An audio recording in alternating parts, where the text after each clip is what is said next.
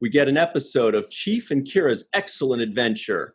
Biddle gives a Kittle his hat, and Clint Howard has a pretty cool invisibility spell that helps him hide from the aliens. Well, the bad ones at least. Hey everybody, and welcome to the Seventh Rule with Cirroc Lofton. Hello, hello. We've also got our resident Star Trek Encyclopedia reader. How are you today? You guys are not going to believe this. Deep Space Nine companion Terry Erdman. You guys are not going to believe this, but you know what I just read? You are not. It freaked me out. Did either of you know that Jeff Combs played both Brunt and Weyoun? Yeah. Oh Yes. God, I didn't know. Impossible. That. But he looked so different. Very different. He transformed himself. How? His head was so huge as Brunt, and his head was so small as Weyoun. Limitless talent. By the way, everybody, that's Ira Steven Behr, writer of Deep Space Nine, who we are extremely fortunate to have. Thank you so much for joining us again, Ira. Hello, guys. Hello, everyone. Studio audience. Hello. Hey. Not just writer. Don't forget. Executive producer. That's the top. Everything. Big dog. It's the big dog. Can we see the studio audience? Can you have a shot of the... We'll insert that. We'll insert the studio audience in post. Of course, I will take questions from them if they want. There they are. There's Hey, the studio guys. audience. Oh, there they are. Oh, wow. I'm in two places at once. It's amazing. Oh, wait. There's Melissa. There's Aaron. Lisa. Oh, yeah. Aaron's got his classic face right There's Cirroc. Yeah. Okay, Always. not the wasting. Let's get into this episode. Past Tense 2. Past Tense 2. Yes. Directed by Jonathan Frakes. And actually, right off the bat, I want to ask you a question about two-part episodes that you split up into two different directors. Is there a reason for that? Because Reza did the first part of this. We have Jonathan Frakes doing the second part. Is that because they're already scheduled up on the slate, or you just want to switch it up? Well, it's partly, the 26 episode dilemma that it's such a fast moving train that it's difficult to allow a director to be prepping two episodes at once, just the schedule. When you block shoot stuff like they do now on so many shows, like we did on Outlander, it's a lot easier if you want a director to do two episodes back to back. But it was just impossible. So it was just the roll of the dice. Okay, so it's about preparation beforehand. You can't overload the guy doing this week's work with next week's work. Not when you're doing 7-day shows. Right. Okay. That's fair enough. That's fair enough. Jonathan Frakes has, I think, directed more episodes of Star Trek than anybody, if you count all of the shows. Well, by now, probably. I know, David Livingston. David Livingston did a bunch too, but. Right. There are a couple people that really directed a ton in the first 2 or 3 seasons of Deep Space Nine as well. Even Avery did a good handful, but you're right that Jonathan seems to have directed the most different series, it seems. Yeah, I think so. Yeah. I wanted to bring up, because, when I was watching the replay of this episode, or the first play, but they showed the replay of what happened last week. And one of the things that came up was this word smart boy. And I just wanted to ask, good boy, smart boy, new boy, right, new boy. It's a dangerous term, man. And I just, it is a... Well, come on, Cirroc, you know what it was about. You don't have to ask that question. Yeah, but it was just what I like about it, and what I really like about Frank Military playing this BC character is that he plays that so well. He hits that boy really hard, and he actually, to me, brings out some of the best in Avery's performance that I've seen up until this point, because Avery really reacts to his attitudes, and I like the toughness that Sisko brings in this episode. Is that something that you wanted emphasized, and that's why you use that language? Well, yeah, definitely. It's the language we could obviously get away with at that time. And either people understood the code or they did not understand the code. But yeah, I think that we knew that at that situation, which was season 3, getting Avery out of uniform and off the station in a situation that was fraught with peril, we thought we were going to get some good stuff out of him. And as I mentioned last week, just by the roll of the dice, we got a lot of good actors surrounding him. And Avery always, I think enjoyed himself more when he was up against, solid actors. I think so, yeah. And also just being challenged and confronted. So the aspect of questioning his authority or, questioning even his presence in the room really activates his response to be tougher and assert himself more, which is something that I enjoyed watching from his performance. Well, as I mentioned last week, I was down on the set when I saw Avery, like really happy, like really he came over to me with this big smile on his face, and it wasn't something about it wasn't it wasn't something psychological, which was a lot of the time with Avery when he was trying to make a point with a smile. This was just an emotional smile. And it's the scene where he starts to rough up Ben, when him and Ben had that confrontation where he's pulling Ben around. And when they did the rehearsal, because Dick Miller, who played Ben, was, he was in his early 60s then, but he was a tough guy. So and he was a very experienced actor. So whatever Avery did, Dick was going to go with it. And when they did that rehearsal, and they did the whole scene, throwing him one way, and they have the dialogue, and then he throws him on the other side, and then, Ben talks about how he feels about the people in the sanctuary district. After that rehearsal, Avery came up to me and said, which he very rarely does, and he pointed to Dick and he said, "That was good. Did you see that? That was a good moment." And it really was a great moment. And unfortunately, or not unfortunately, but the way it was edited, which was, instead of keeping the tension playing through, they chopped it up into these close-ups. And it lost some of the heat, I felt. It didn't sustain the heat. But that's one of the problems I had a lot of times with Star Trek back then. I mean, we didn't have any say over editing. That was Rick's domain, and it was only at the very end that he allowed me to have some kind of a say on the cuts. And a lot of times I would have edited the show differently. These little these cuts and all that, it does take away the intensity of, say, like one long, hard scene. Do you think that they did that deliberately because they said, look, Star Trek's not that intense? Was it like a branding thing, do you think? I think it was a safe thing to do. I think it was old school television, how they shot, like I used to say, it's bonanza TV. We're shooting stuff like they were shooting in 1960. And it's, we weren't the only show, don't get me wrong. But later on, I think we were able to take more chances, though we could never do handheld. We could never really get into, modern filmmaking. It had to be classical. Star Trek was classical. And I think it often hurt the show. Not that scene didn't work, but I saw what it could have been, and that level of intensity, I think, would have been nice all through the show. The final shootout, I think it could have been cut in a different way, but so it goes. Yeah, I mean, I understand what you mean.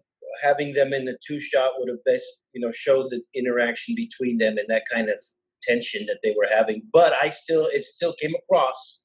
And with Dick Miller, I mean, fantastic actor.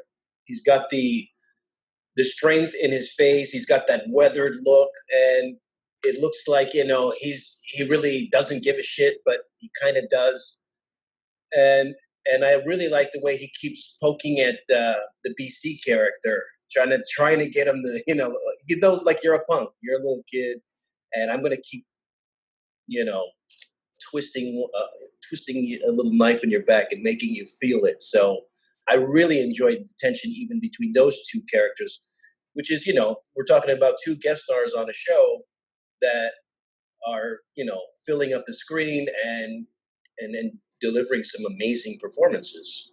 Yeah, that was really nice to see.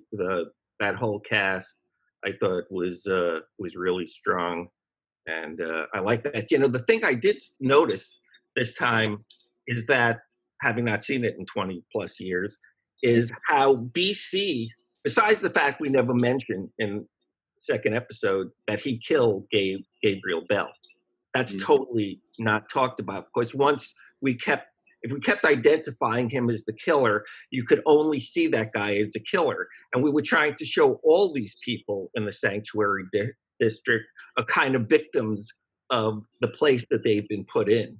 So the fact that we never once say he's the guy who killed Gabriel Bell is pretty interesting. But the second thing that really shocked me is, through the whole episode, he talks a good game, but he threatens people left and right, but he does not do one negative thing, really. Avery's always, talking him down or telling him what they have to do, and he always freaking agrees with him. Even when Webb gives him a hard time, he backs down, because he's not a killer. He's not a stone killer, put it that way.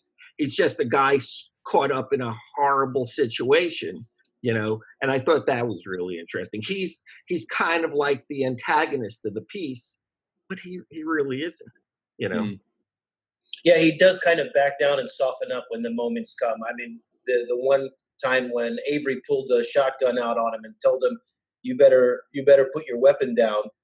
He kind of, you're thinking, how's this going to back out? Like, how are we going to get down and out of this situation? And he plays it so well. He's like, man, you ain't going to do, like, he just completely switches from being, I'm going to blow this guy's head off, to, forget about it. You guys are just messing with me. I'm tired of this. I'm out of here. And I really like that too. His performance, I thought this guy was amazing in this episode. I thought, he's a writer. He became a writer. He worked on CSIs and stuff. I thought this guy was going to be, have a big shot at acting. I thought this guy, he had done, what was that movie based on the Hubert Selby novel, Last Exit in Brooklyn, which was, a starring role in this feature. And I thought he had the chops, but he wound up being a writer and very successful. So good on him. But he was a great BC, Yeah, I mean, just the moments he played, even when he took his hat off and gave it to the kid, which, Ryan, you mentioned in your opening. Yeah, it was like, he's the guy you were at some point I was cheering for him, where in the first part of this episode, I wanted him dead, right? You wanted Avery to knock him out. I wanted Avery to absolutely. That was the cool thing about the show, that he starts out as your typical villain. He's the guy, he's the troublemaker, he's the bad seed. If they could get rid of BC, everything's going to be okay. But the fact is even if they got rid of BC, nothing would be okay, because BC wasn't the problem. He's just another victim. He's a symptom of the problem. Right. And that's what you did well in this episode, is kind of take these smaller stories about a father and his kid and this punk gangster and the Star Trek crew there, and then made it about something bigger, which is this, homeless problem, and treating people fairly and like human beings, that, not marginalizing them and making them feel like they're outcasts. These are just people that lost their jobs or got into tough situations. Or who need medical attention and psychiatric help, who needed a hand. That's what being a human being is, when you offer your hand to someone in need. you know, and obviously at that time, hint, hint, this time, you know, we seem to have forgotten that often. We kind of forget that you know, you can give a hand to someone, you can help people. It is possible to help people and be a human being. Robot in the background. You know, it reminds me because in Ethiopia we just got a new prime minister, Dr. Abiy Ahmed, and he just won the Nobel Peace Prize this last year. But what he did when he first got to Ethiopia, we had a lot of people that were living in the streets and homeless people.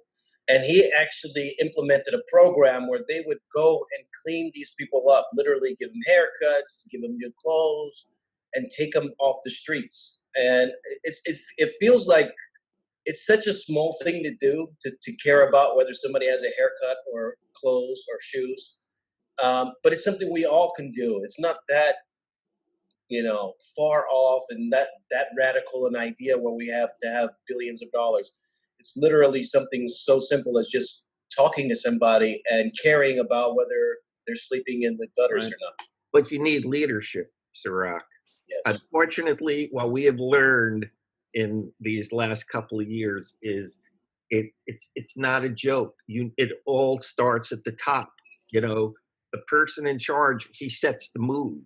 And if he's not setting the right mood, there is a dark underbelly in this country that will rise up and feel like they have the right to show off all their baser instincts and all the fouler nature, you know, angels of their nature. And you know, without leadership, people tend to wander. As and I wanted to bring that up. I'm glad you did bring that up. Hey, real quick, Cirroc, I just wanted to contrast that with the fact that the Ethiopian prime minister won the Nobel Peace Prize. So I just wanted to reiterate that contrast. Sorry. Yeah, he also ended a 100-year-long war with Eritrea and made peace. Right. I mean, he did a lot of things to earn that award. But I wanted to go, and you mentioned about leadership, and one of the things I thought was interesting in this episode, one of the lines that came out when Dax was trying to get her friend to let them log into the Internet of Things. One of the things the reason that he gave for wanting to do it was great ratings, right? Yeah. And it just came to, you know, it's like literally great ratings is the motivation behind some of the things that we see today, and it just kind of blew my mind just to hear that. Yeah, it surprised me too. I have to. It was like, oh yeah, we hit that. Oh yeah, you nailed that one. How often did you do that this episode, Ira? Where you're like, ooh, add another point on our team? I got to tell you, when I'm watching it, I'm too busy looking at what should have been, what could have been. You know, it's hard not to say. It's what I said last time. It's like, I still do wish it was a season 5 show. I think, you know, in certain ways, it could have been a stronger episode. Not that I'm knocking it at all, but from my point of view, there were things that could have worked better. You know, also really quickly, something I love to do when I'm watching these things is I picture it on the page. What the actors say, I picture it on the page. And oftentimes the actor, when you picture it on the page, the actor delivers it in a different way than what you would assume it would be delivered as on the page. And one of those lines today was when BC says, I guess you guys don't want to have any fun, or don't you know how to have any fun? I think Cirroc was talking about that scene. And the way he delivered that line, I was like, you know, I wonder if the writers meant that to be delivered in a different way, just the way he said it. I mean, was there ever a moment that you're watching these things where you say, huh, I didn't imagine it being said that way, but that really works well, you know, the way it was. All the time. Well, often. I mean, the character that Clint Howard played, you know, I wrote that for Iggy Pop. That was the first time on Star Trek that I tried to get Iggy to do a role, because I thought Iggy would have had both the weirdness and a bit of the spookiness. You know, he would have been a little more dangerous. So Clint was, I think Clint is great, but at the time it was like, whoa, whoa, whoa, whoa, whoa. You know, it's almost like we're suddenly having fun with homeless, you know, poor people. You know, the thing that I wish we had said was, as they were leaving, he should have said, "Do you have anything to eat?" Yes. That would have made that whole scene so much better for me. If we just reminded the audience that, okay, you're having this lighter moment, and yes, he's schizophrenic, and he thinks he's invisible, and can you see me? But he's got nothing, and he needs food, and he needs shelter, and I just wish we had done that. So, wow, that's the greatness of Ira Behr, ladies and gentlemen. That line actually would have changed that entire scene and made it more poignant. Totally. That's why he does what he does. He knows things, and I totally agree. I totally agree with you. Me too. If he had just asked, you know, you guys have something to eat, it would have changed the dynamic from this crazy, rambling, kind of schizophrenic guy to, hey, this is basic human needs. This, like, I'm starving, you know, and I'd trade you this for a piece of bread any day. A reminder of his humanity. Absolutely. Yeah, but, you know, at the time, getting anything done that wasn't, you know, a safe story about, you know, chronoton particles or space anomalies or stuff where there's a bad guy and good guys, and it was tough. It was tough, you know. So I understand where sometimes our attention was on this rather than on this. But watching it again, it was like, frick me, that was the moment to suddenly twist it on the audience and go, ha ha ha, you're laughing again. Not so funny. Not so funny. Yeah. On the great episodes, which I believe that this is one of the great DS9 episodes, this two-parter. You know, some are not as good, but that doesn't mean they're bad. Just not as great. Not, you know, telling this really important story that's going to be relevant throughout time. But there's always those scenes when it's like, oh, that's the story. And to me, it was the scene with Dick Miller. With Dick Miller and Avery, when they were going at it, the scene that we were talking about, because Avery's character says something like, don't you even care about these people? And you've been around this, you see what's going on. Do you think this is fair? And I enjoyed that moment. I thought that was the highlight of the episode. Because he does soften up, and he's like, what do you want me to say? That I feel for these guys, and that I think it sucks that they're living this kind of life. And Avery's response was, that would be a start. Yeah. That would be a start. And I enjoyed that, because I feel like so much of what we're going through now is people refusing to admit the blatant and the obvious. Like, this is what's going on. We have a problem. And I feel like just saying that, yes, I see that as a problem, or there is a problem, is the start. Just the acknowledgement of it, you know, and that begins the dialogue to working together. Well, I think you hit exactly it on the head. Yeah, I mean, the fact is, you know, and I never actually thought of it. Well, maybe I did at the time, but I haven't thought of it now, is that the person who changes, the only one who really changes throughout the entire two-parter is Ben. Yes. Ben is he starts out all through one, he's giving them a hard time. He's just busting their balls, and you can see that he knows he's busting their balls, but there's no reason not to, because the situation is just screwed up and you can't look at it. Because imagine if you felt for those people every day coming to work. It would be so difficult to be the person enforcing the laws that are putting these people at this kind of risk, you know, and then through this hardship. But Sisko finally gets him to look at it. And from that moment on, he is a changed man. Right. It would really wear on you. Metzler or whatever the guy, Chris Brenner, he'll never be a changed man. Yes, he lets her go, but that's you know he is who he is. He's part of the ruling class, and he's never really going to get the conscience that he needs. But that little working man, you know, he's changed. Right? He's changed. That siren alerts us that we have to take our quick break right now. Okay. And we'll come right back on the seventh rule.